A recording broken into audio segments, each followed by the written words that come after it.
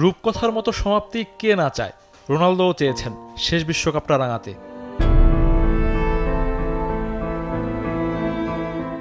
বর্ণিল ক্যারিয়ারে কত ট্রফি তো জিতেছেন, কিন্তু সবচেয়ে বড় শিরোপাটা অধরাই থেকে গেল। স্বপ্নভঙ্গ হওয়ায় অশ্রুসিক্ত CR7। ট্রফি ছুঁতে না পারলেও কোটি কোটি ভক্তের হৃদয় ছুঁয়েছেন পর্তুগিজ মহাতারকা। ফুটবল ইতিহাসে অনেক কিংবদন্তির বিশ্বকাপ জেতা হয়নি, সেই তালিকায় যোগ হলো ক্রিস্তিয়ানো রোনালদোর নাম। এবারের বিশ্বকাপ যাত্রায় তার ব্যক্তিগত পারফরম্যান্স কেমন ছিল? গ্রুপ পর্বে নবাগত উজবেকিস্তানের বিপক্ষে 2 গোল, যারা কিনা আর 3 ম্যাচই হেরেছে। আর রাউন্ড অফ 32-এ ক্রোয়েশিয়ার বিপক্ষে স্কোরশিটের নাম তুলেছিলেন, সেটা পেনাল্টি থেকে। শেষ 16-য় নিষ্প্রভ ছিলেন পর্তুগিজ সুপারস্টার।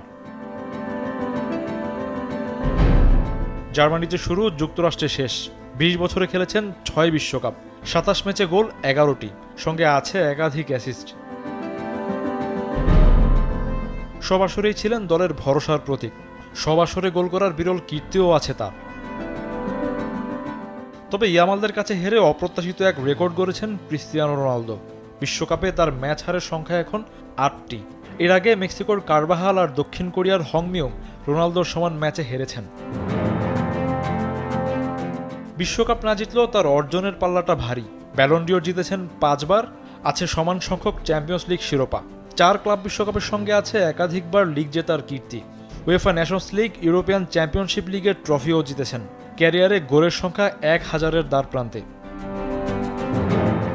ক্যারিয়ারে এমন অনেক অর্জন থাকলেও গ্রেটেস্ট শো অন আর্থে প্রত্যাশার প্রাপ্তি কখনো এক বিন্দুতে মেলেনি। তাই বলে কি ক্রিস্তিয়ানো রোনালদোকে ভুলে যাবে ফুটবল বিশ্ব? শফিউদ্দিন শাওন, চ্যানেল 24।